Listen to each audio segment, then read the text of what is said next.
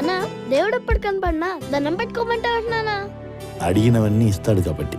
అన్ని ఇచ్చేవాడిని దేవుడు అనరు, నాన్న అంటే. వేల వేల వెన్నెలలే